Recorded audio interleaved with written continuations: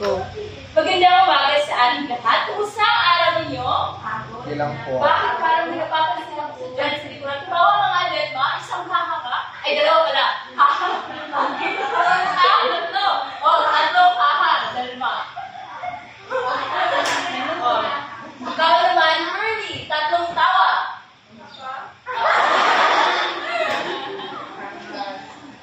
Sige. Gusto namin pakinggan ang iyong tawa. Tatlong tawa. Thank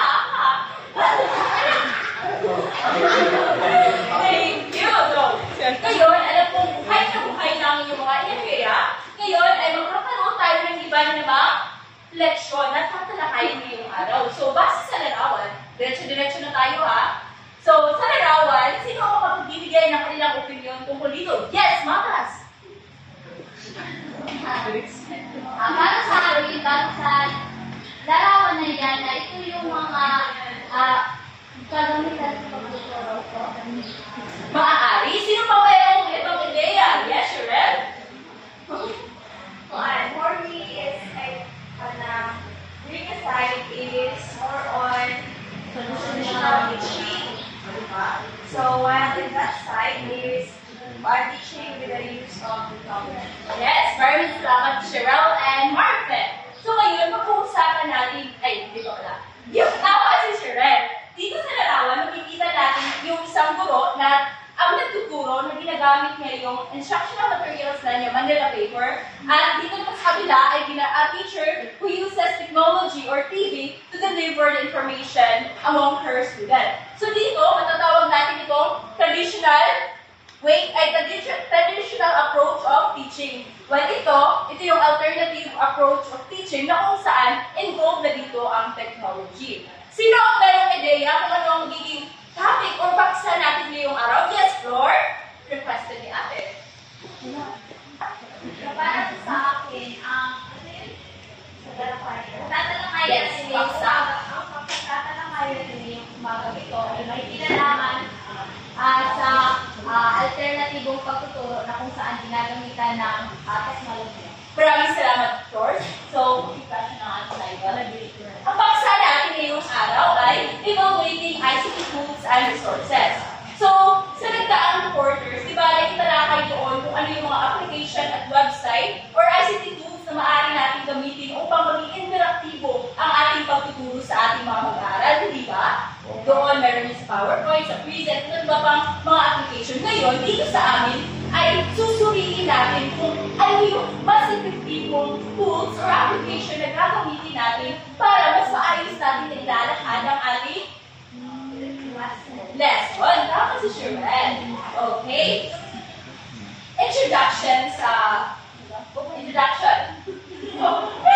Instructional material integrated with ICT tools are important to engage learners and press the modern era of teaching and learning. So, lagi na lang natin itong binabanggit na importante talaga ang teknolohiya na gamitin natin ang teknolohiya sa pagtuturo kasi nga, mas makukuha ang interes ng ating mga mag-aaral. Dahil dito sa technology, meron itong iba't ibang features na kung saan mas magiging interactive yung pagtuturo natin at mas matutuwa sila, enjoyable, pero meron din silang natututunan. Hindi katulad ng sa traditional learning na, although meron din tayo natututunan, pero hindi natin ma-a-attend na lahat talaga ng mga mag-aaral ay interactive kasi nga nakukulangan sila sa enerhiya. So, pag ginagamit na natin yung mga ICT tools, applying those ICT tools and resources sa ating pagtuturo, ay mas magiging mapalapit tayo at magiging interactive yung pakikipag-komunikasyon natin sa ating mga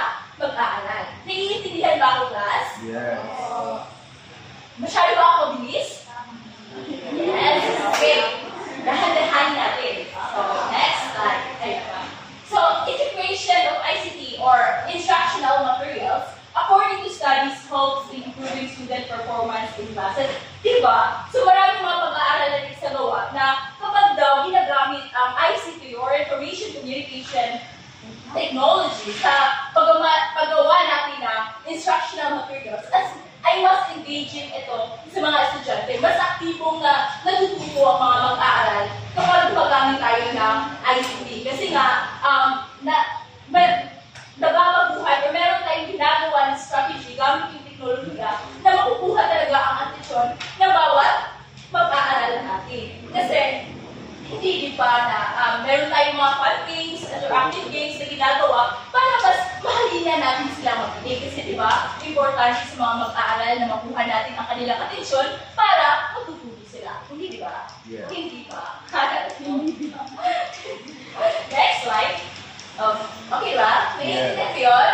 Next. To maintain and improve the quality of these materials, constant monitoring and evaluation of ICT tools and resources used in formal education should be conducted by instructors for these tools to assess their relevance and features among others.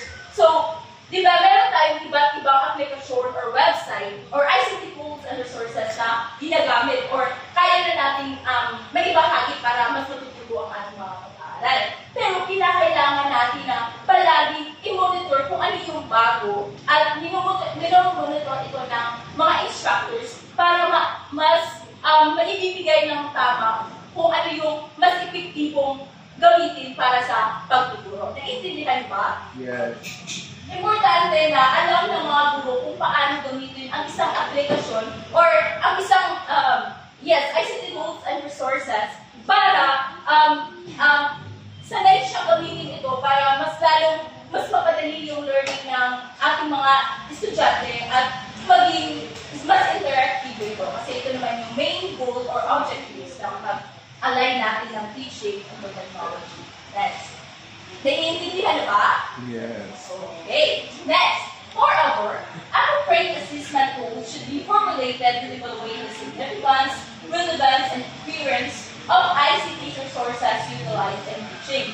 So, hindi lamang na titingnan natin kung ano yung mga aplikasyon na or application na dapat natin gamitin, kundi kailangan na i-evaluate ito kung saan mas nararapat. Kasi kung ano yung nararapat na assessment yung ibibigay natin. So, sa appropriate assessment tools, meron tayong direct at indirect. Kapag sinabi natin direct, ito yung tinitingnan natin. Meron tayong nakikita or tangible na outcome galing sa mga mag-aaral na kung saan nai-apply nila yung kanilang kaalaman sa kanilang ginagawa. Like, example, yung portfolio natin kay Sir Bayon. Diba?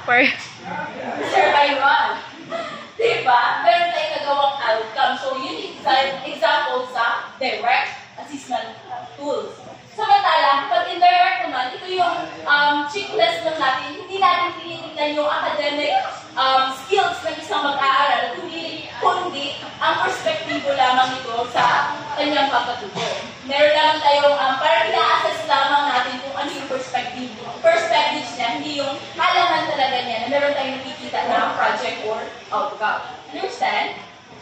So, kinakailangan din natin i-evaluate ang mga ICT tools and resources na gagamitin natin sa pagtuturo dahil, di ba, meron din, kahit na maraming mga application dyan na nagsisilabasan kasi nga technology era na ngayon, pero kinakailangan na ang mga guro, kapag ginagamit nila ito bilang instructional material, dapat angkop sa mga kasalayan ng kanyang mga estudyante. Meron pa ba kayong mga katanungan? Naiintindihan ba ninyo ang aking mga sinasabi dito? Okay. Wala na kayong katanungan, ibigay ko na ang floor.